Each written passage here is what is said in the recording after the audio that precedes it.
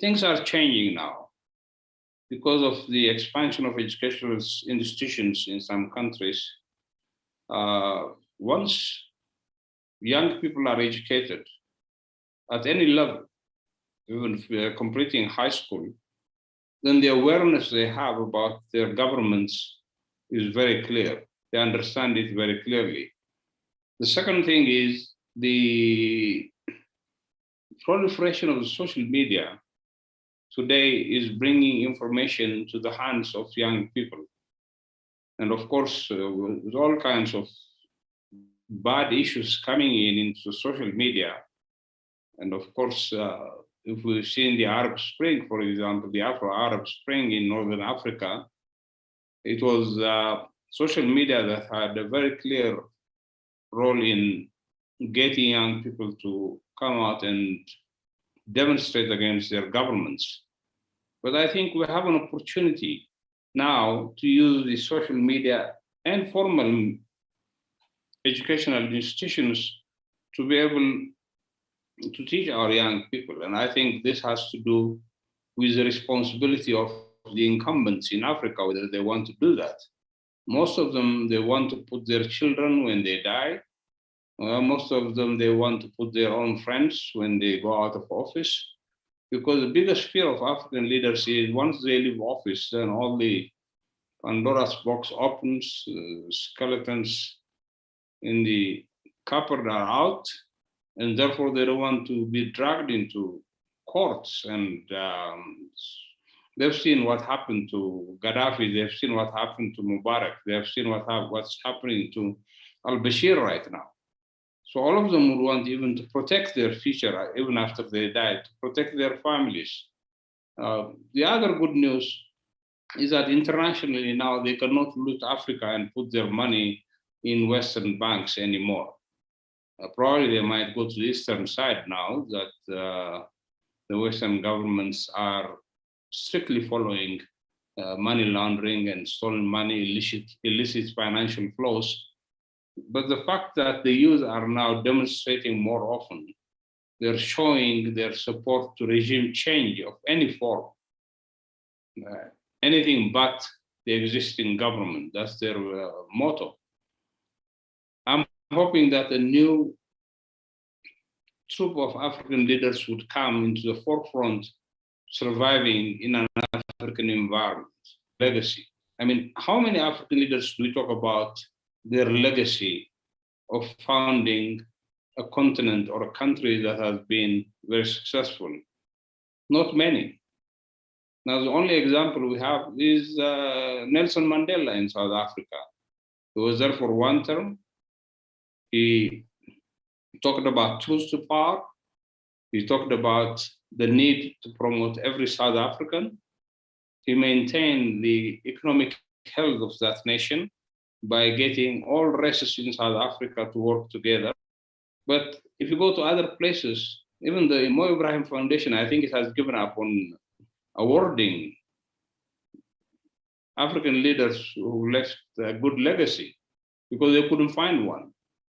And therefore, it's very important that the young troop of leaders that are coming in Africa now understand this very clearly, and that they cannot loot their countries anymore and hide somewhere in the West. Europe has been the main destination for them. Middle East has also been a destination for them. But now it's becoming increasingly difficult for these countries to be able to accept tyrants that have killed their own people, that have started wars in different parts of Africa, that have looted the mineral gains of every country. And frankly, the money that's being stolen out of Africa, I don't think our leaders get much of it, because it is the middlemen and the destination that get all the money. What the DRC sends out is raw diamonds. These diamonds have to be cut, polished, put into jewelry so that they could go into the market.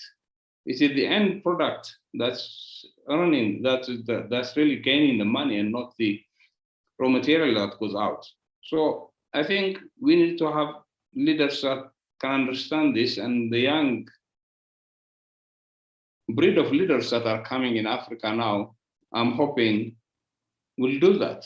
And of course, we still have leaders that have overstayed their welcome in many parts of Africa, but these have been supported again by foreign powers who intimidate local populations.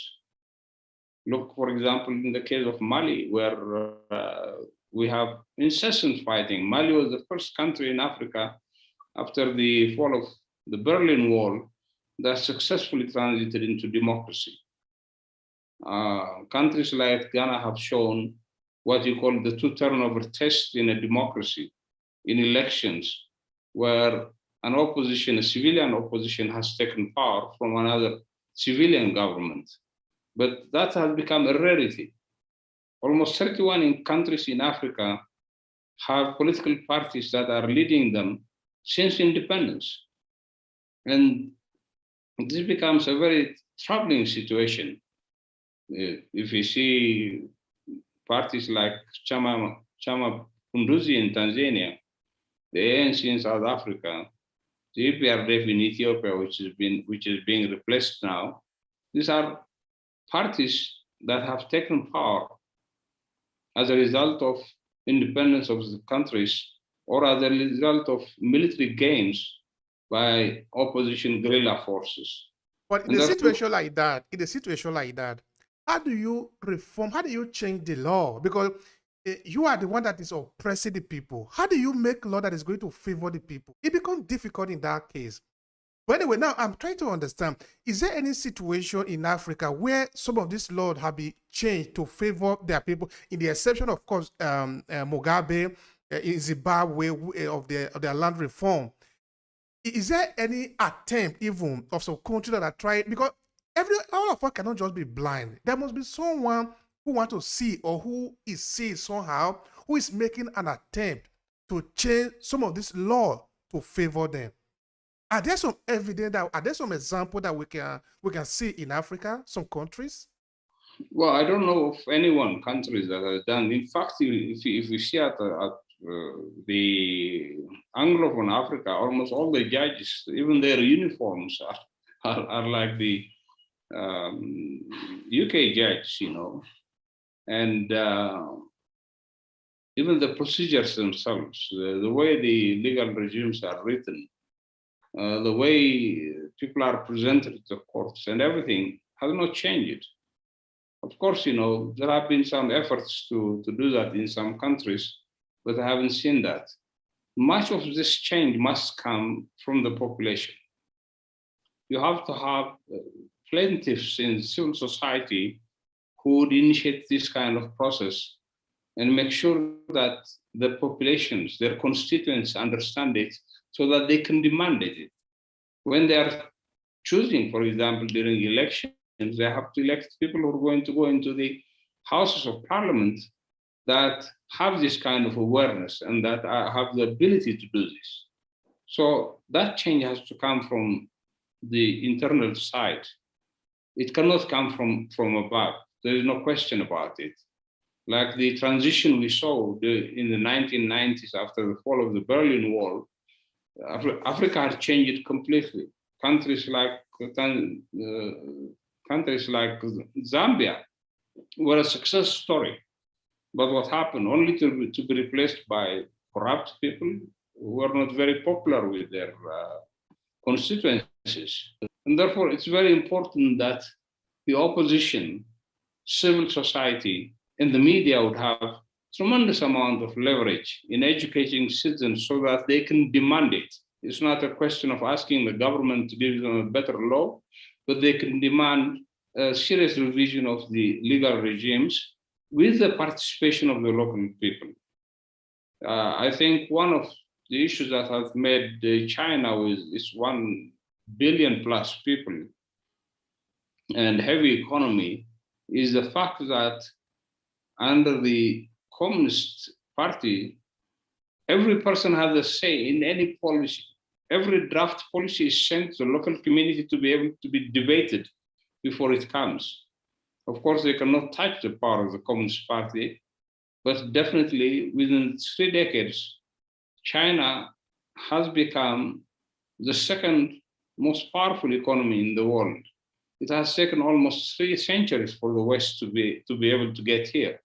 But in terms of technological development and economic development, China has achieved this because the kind of motivation now that exists within the population to be mobilized to work, to produce, and to excel is the fact that their policy stances are now based on really on the people themselves.